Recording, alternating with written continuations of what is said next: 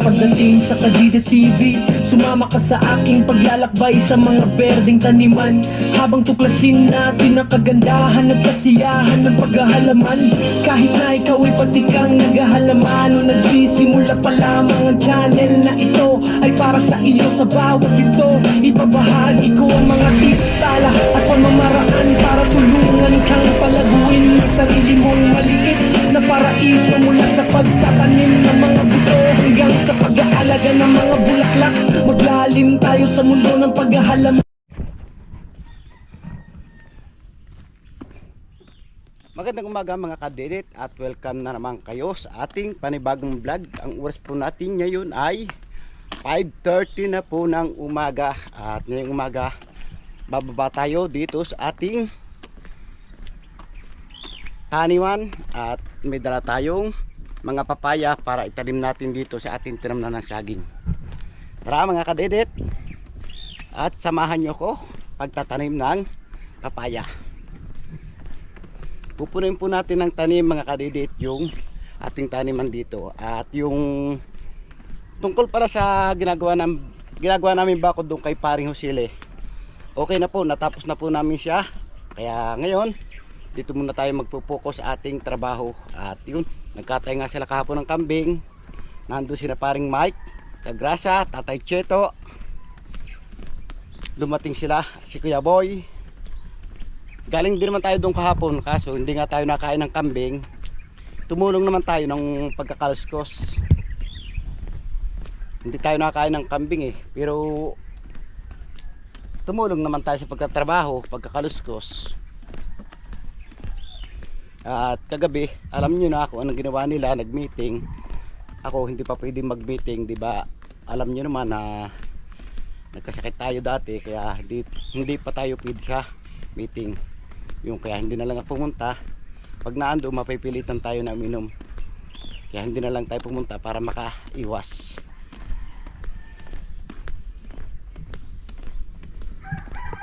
Tulad niya yun, kung naandun tayo at nakainom, 'di ba? Hindi tayo makakapulas ng ganitong kaaga. Kailangan na natin pumulas na maaga dahil sa pagsapit ng alas 10 mainit, grabe ang init, mabanas pa. Kaya kailangan maaga pa pumulas na tayo para pagdating ng init nakakapahinga tayo.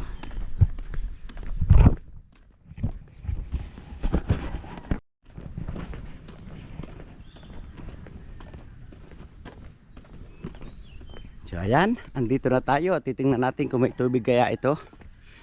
Dapat nasasahuran natin to para pagbumba natin sa kamatis. Mayroon kaya lang kukunti.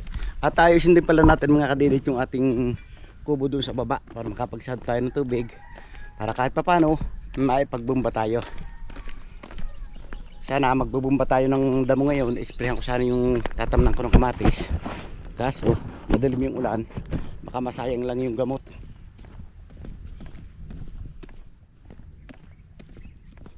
Mahal pa naman yun mga kadidit, nagit na 1,000 yun.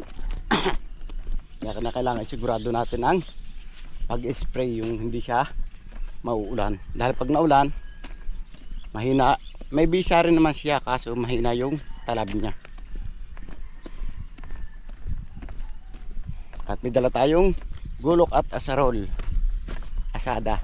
At siyempre gagahukan na rin natin yung ating mga tanim na saging, palalambutan na rin natin ang puno. Ganun po talaga dapat ang ginagawa. Pag yung buhay na yung saging natin tinanim, gagahukan natin yung puno para mas mabilis siyang mabuhay. Kailangan talagang palambutan ng paligid para yung tutubong pinakaanak niya, tawagin po dito sowi ng saging, para mas madali silang makausli pataas. Nakikita nyo mga kadito, bilis tumubo ng mga damo palibasa at tag-ulan na. Buhay na naman ang mga baka. Pag ganitong tag-ulan mga kadidit, siguradong buhay ang mga baka. Dahil marami sila makakaing damo. So medyo malapit-lapit na po tayo mga kadidit.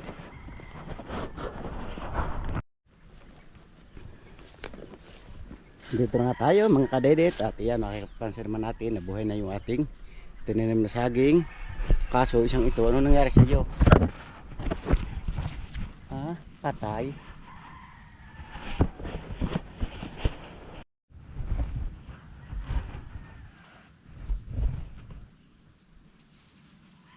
Ngayon magsisimula na tayo magtanim mga kadedit.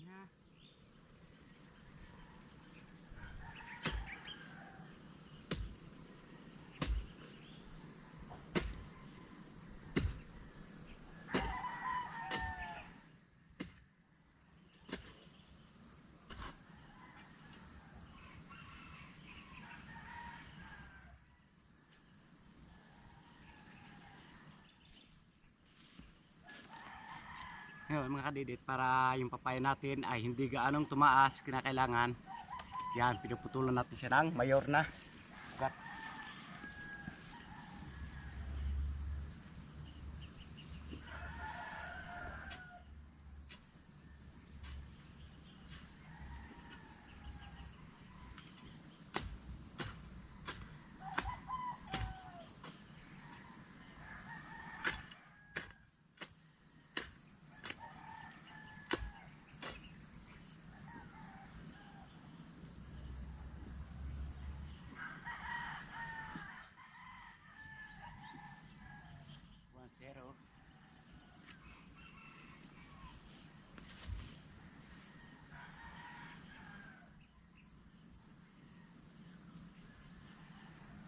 Limit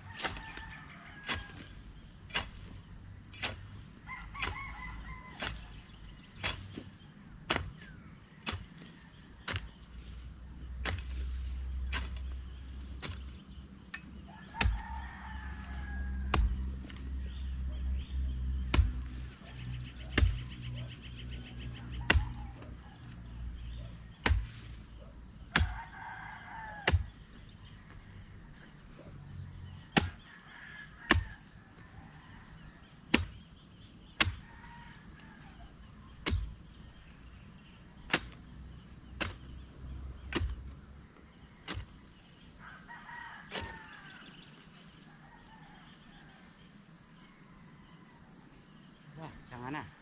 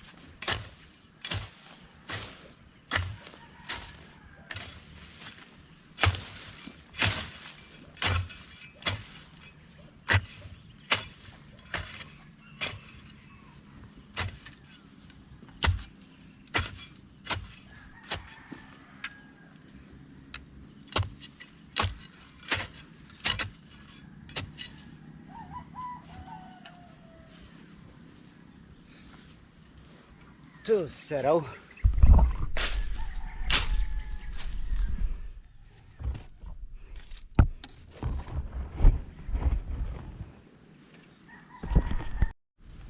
So ayan mga kadidit, at nakapagtanim na rin tayo dito. Bale, 3 puno na yun ay tanim natin.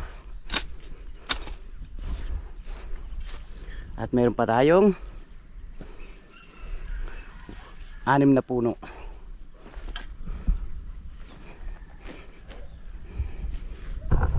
Lahat po ng tinam na natin mga kadidit ng saging ay tatam na natin ang papaya.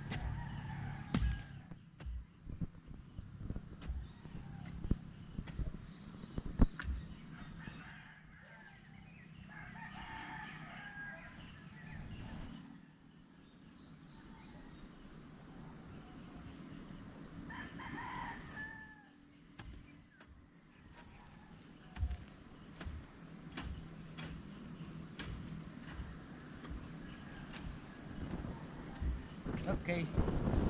Nalimang puno na po tayo mga kadedet. So, yan mga kadedet, at nakalimang puno na tayo. Isa, dalawa, tatlo, apat, lima, anim. At meron pa tayo ditong apat na puno. Mga baby pa oh. At ang isa wala ng dahon.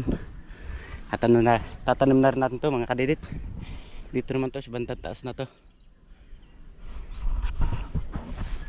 Dahil pag doon masyadong masusukalan. Pag dito madali linisan. Tatanim natin ulit mga kadidit. Dati po naman mga kadidit ay natamnan ko na to. Kaya lang namatay sila dahil sa init.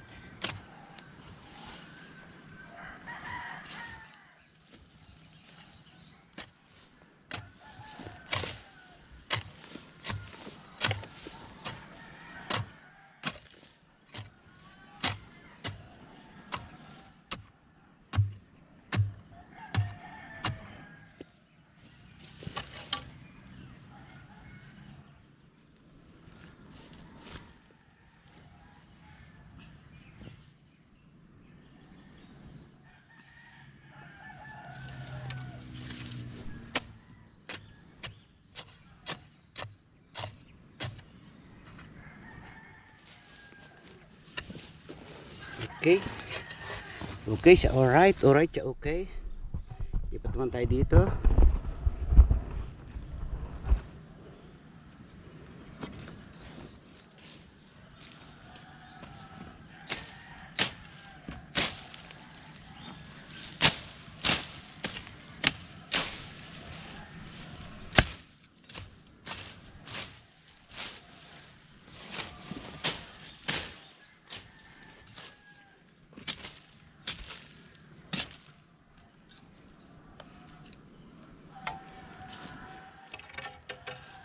Where is my papaya?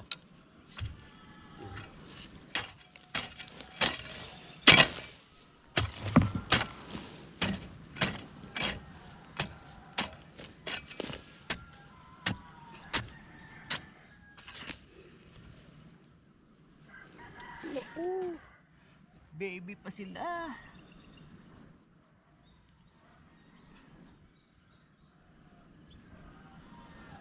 Kailangan natin itong pagtakan.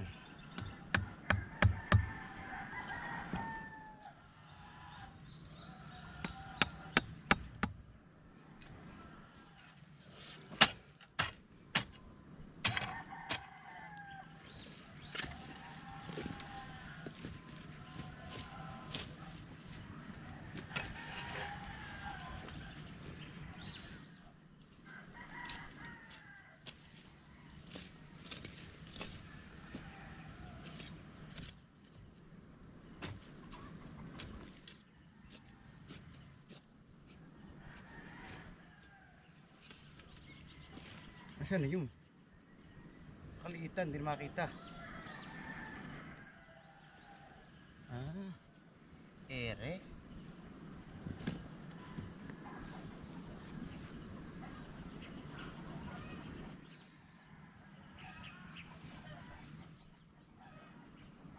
Buti na lang, may kaldong siya.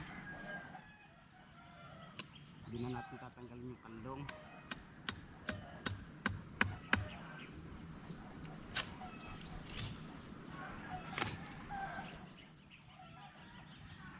Saan siya?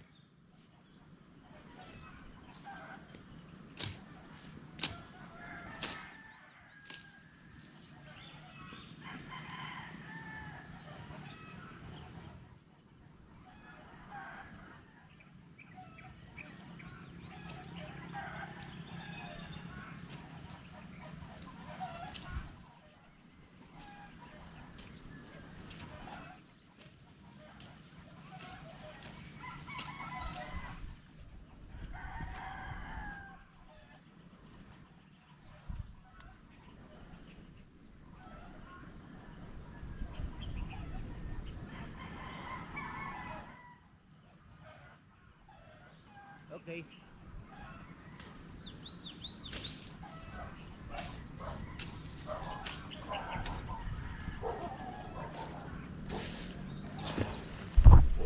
Yan, natapos na natin Mga kadidit, itanim yung ating dalang papaya.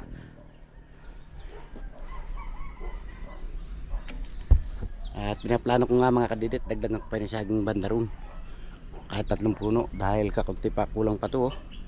Pero may tanim na yun. At lalagyan na natin yun para wala na yun. Sayang yung space mga kadidit, kailangan natin siyang taniman. Kukuha lang tayo ng pananim. Dahil natapos nga natin mga kadidit taniman, pupunta muna tayo doon sa kabila. Doon mas ating isang taniman. Tara, punta tayo mga kadidit.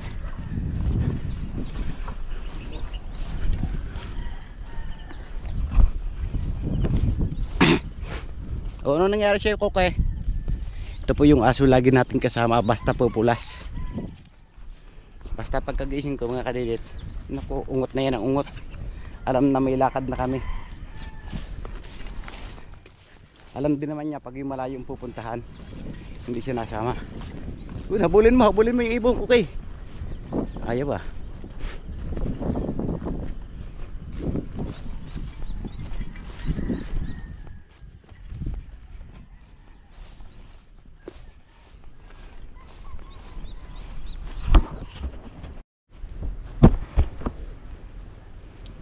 Kailangan talaga mga kadidit, palagi tayo naaan dito sa ating taniman dahil pag wala, nako, titirahin nyo ng mga baka. Makikita nyo naman, dami ng baka nakatali dito.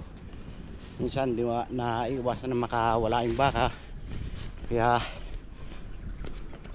kailangan lagi natin pupuntahan yung ating tanim. Ibon, Koke, habulin mo.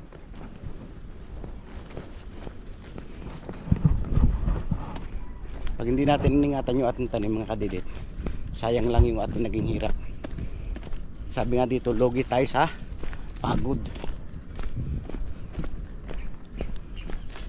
Tulad dati ng mga tanim ko nga saging, yung kinain ng baka hanggang sa naubos. Pero ngayon hindi ko napapayagan na kainin ng baka. Malaki na yung pagod natin.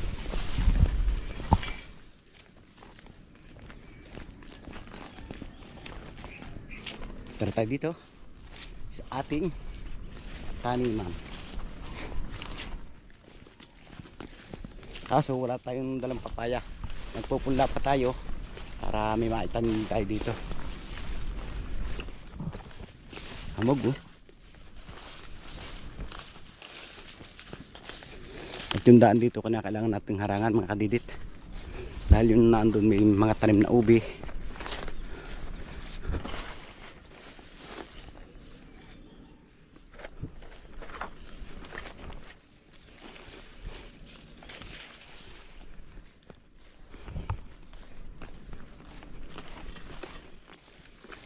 Ito naman mga kadidit, may harang na to, side na to, kaya hindi tayo makakadaan dito, tayo dadaan. Kaso dito wala itong harang, kaya may pag-asa sila makalusot dito. Gagawin natin, harangan din natin to para hindi sila makalusot. Hindi na bali pag tao, pag baka.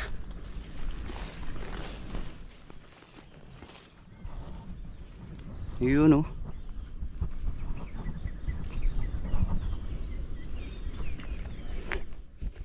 Dito tayo dadaan mga kadidit, sa baba.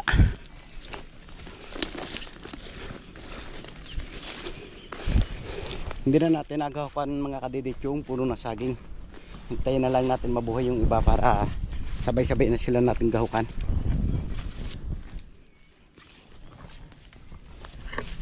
Dito dapat yung mga space na to nataniman din ng saging, kaso ang dami ng kalong. Tatanggalin natin yung mga ibang kalong para tumugay yung tanim natin. Shout out po sa Team Kahon. Shout out kina Mario, kina Sir Jerome Sardoma,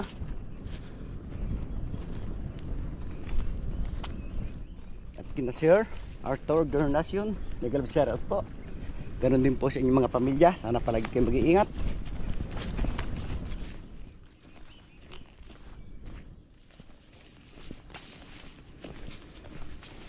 O diba mga kadidit, buhay na rin yung tanim natin dito sa ating. Yun oh. Yun oh, mga buhay na sila oh. Yun oh.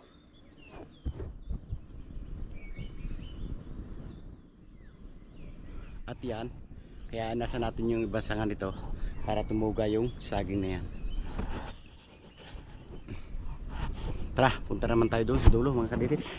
Kuhanin natin yung ating gamit dito. Siyempre, iinom muna tayo ng tubig.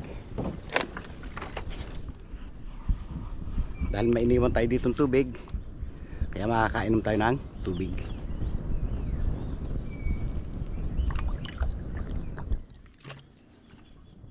Marami na tayong pampataklit mga kadidit. Yung mga sanga ng kakawati.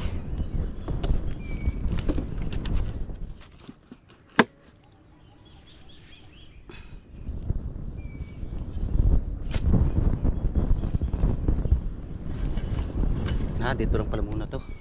May gagawin pala tayo mga kadidit. Sasalay tayo. Pero dapat yung daan doon na taniman ng saka na lang. Tanggalin muna natin yung ibang kahoy. Nakakalong saka ulit natin sa taniman.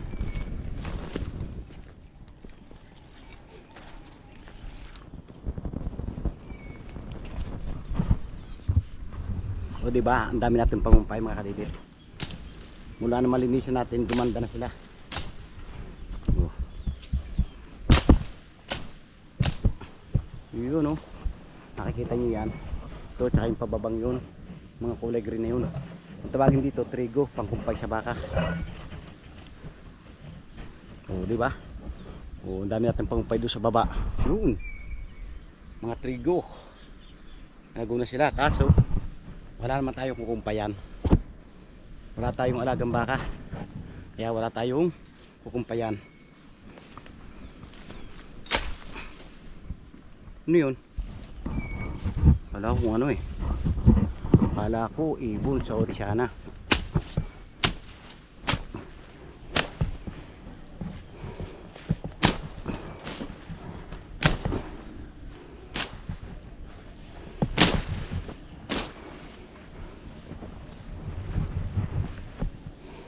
Okay.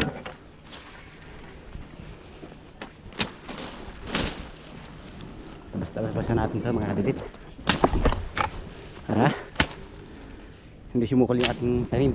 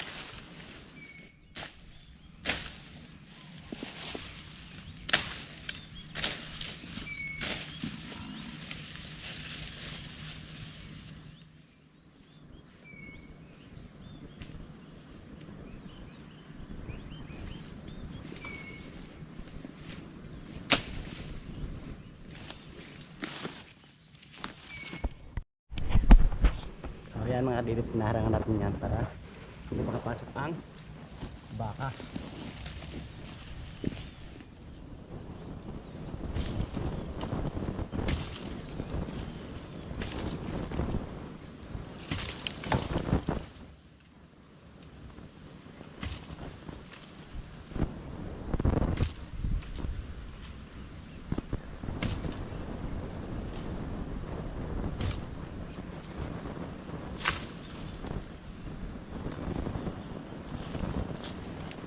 Alright.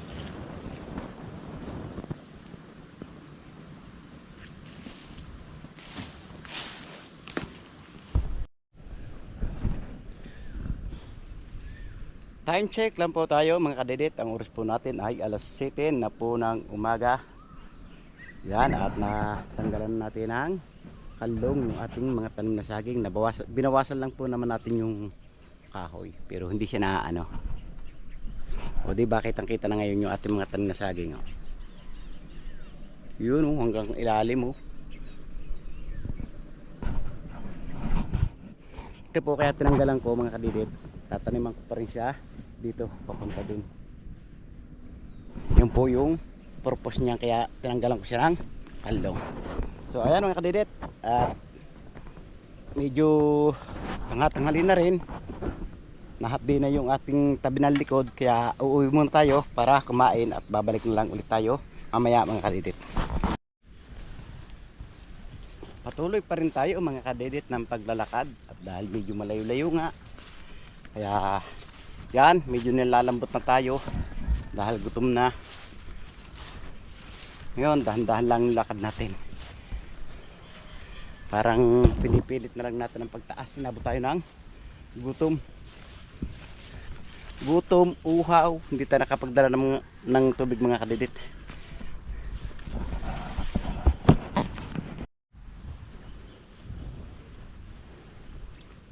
Makita natin, pakikita ko sa inyo mga kadidit.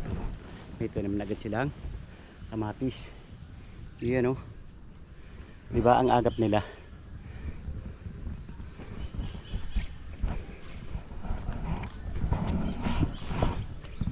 Ako siguro mga magtatapos ng July or August pa makakatanim mga kadidit. Kailangan pa natin magpula. Nandito na nga tayo mga kadidit sa wakas. Nandito na tayo sa taas. Sa atin namang isang sagingan. Nakikita nyo yung saging natin ito. Yun. Nasa tang ilaya. Puro saba. Ito naman lakatan. Kaya ito. Yun o. Hanggang dun. Yun o. Yun naman. Yung saging ni Verde. Yung nasa sulok na yun.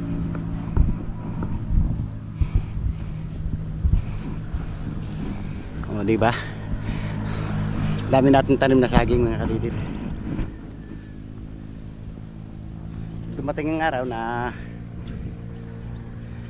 halimbawa huwag naman ilalapit at ilalayo, magkaroon tayo ng diferensya, magkasakit tayo, o diba kahit tayo pa upo-upo may makakalakal tayo. Ganun po yung purpose ko eh. Yung mga suwi na ulit to, tayo lang natin lumago, kukuhanin natin, lilipat natin mga kadidit dahil masyado sawa na ang saging dito sa lupa.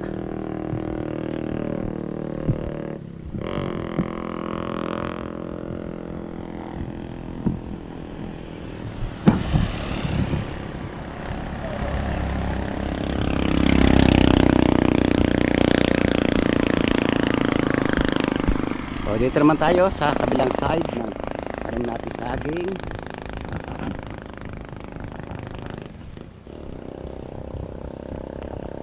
Yan o, daming puno na nito mga kadidit. Pero ito nakabuwig na po yung iba nila.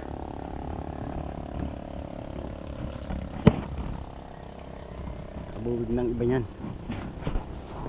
Ito na, andito naman, hindi pa nakakabuwig mga kadidit. Karatanim din lamang nito. Yun o. Pero yung isa, meron na. Nasaba natin dito. Susuwihan na rin. Oh, bumubuwig na siya. Ito po yung saging na galing silang pa po yung binhin yan eh. Hindi ko alam kung tawag sa saging na yan. Yung mga tanim na rin tayo dito patani. Mga patani na rin tayo dito mga kadidit. At meron na rin tayo sitaw.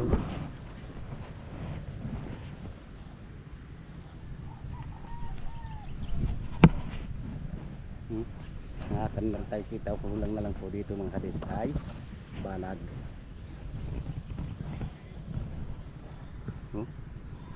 O di ba? Tapos yung patanin natin dito mga kadidit ay may buhay pa rin, may bunga na. Dami, mataba oh. Pwede rin panguhanin eh. Yun oh.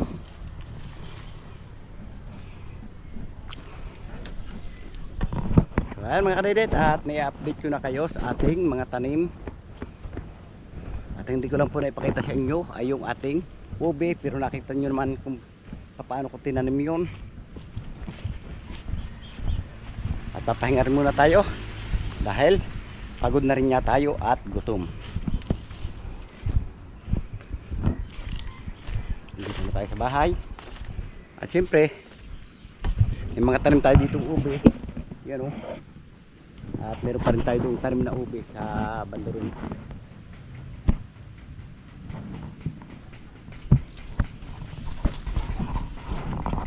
Ganda ng talbos ng si Eli sa tinola.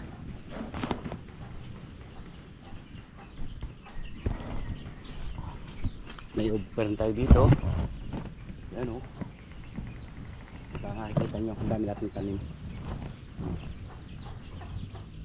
Palibot po yan ang ube.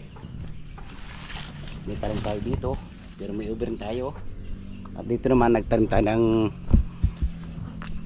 saging at papaya.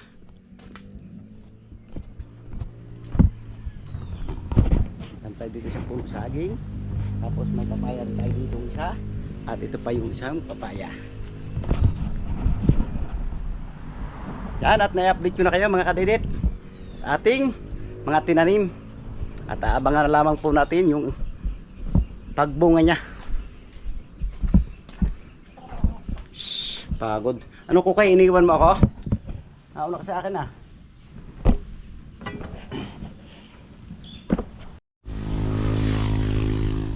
Sa wakas mga kadidit, at may pangusto na tayo sa ating doong tataniman dahil nakakuha na nga tayo ng subi ng saging. Nakikita ko sa inyo yung ating kinuha. Labas na po yung bungo kaya marumang kumuha. Wala tayong dala kung diitak eh. Meron tayo dito ang kinuha oh. Ilan to? 1, 2, 3, 4, 5 subi ng saging. Mamaya na natin kukuhanin mga kadidit. Kakain muna tayo at kinakailangan bago tayo magtanim ng saging ay busog tayo para matataba rin yung bunga ng ating saging. Dahil pag tayo nagtanim at gutom, payatin din yung ating tanim. Nagay sa nagtanim. Magandang hapon mga kadidit. Balik karugtong lamang po ito ng ating vlog kahapon. At ngayong hapon nakakita ako kanina dito ng gulok na putol na pantabas natin dati. Kakalat-kalat lang po, kaya naisipan natin gawin na lang natin kutsilyo para sa ganoon ay mapakinabangan natin. At ito na nga yung ating ginawang kutsilyo. At siyempre nagawa na natin kahapon ko po ito ginawa yung kutsilyo, tapos ngayon ko lang nilalagay ng handle. Ngayon pakikita po sa inyo yung ating paglalagay ng handles, di ba? Mapakinabangan pa natin kaysa pakalat-kalat lamang.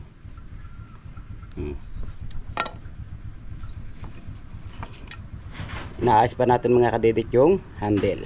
Ayusin muna natin at ipagpatuloy ang pagtuba para kahit papano may panggayat tayo ng mga sibuyas, bawang at saka mga gulay-gulay. Panibagong design. Siyempre mga kadidit, huwag tayong makukuntinto sa isang design lamang ng ating paggagawa ng handle ng itak, na kailangan talaga iba't iba naman para maganda-ganda naman sa paningin.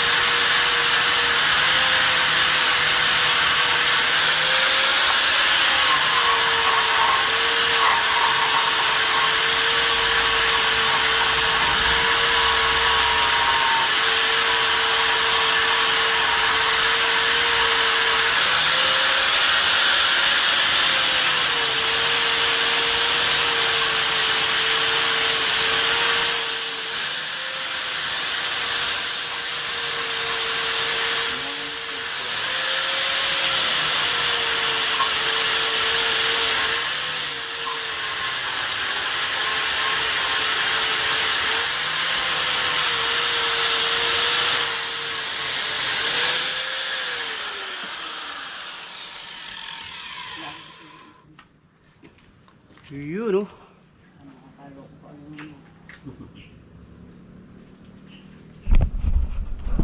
Yun oh. At i-update yun na lang kayo mamaya mga kadidit pag natapos na natin siyang gawain. Sandaling tinigil natin mga kadidit yung ating ginagawang handle ng kutsilyo dahil may gagawin pa nga tayo at magtatanim pa ulit tayo ng saging. Ito yung saging daldalakat pa natin, diba? Sabi ko sa inyo mga kadidit na pupunuin natin yun na saging. Kaya yan, siguro sa mga isang baba ko pa punong-puno na yun.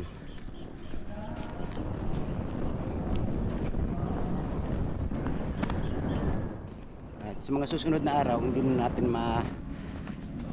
iintindi yung pagtatanim dahil ma-focus na ulit tayo sa kamatis naman tayo focus. Kailangan natin isprihan yung ating taniman.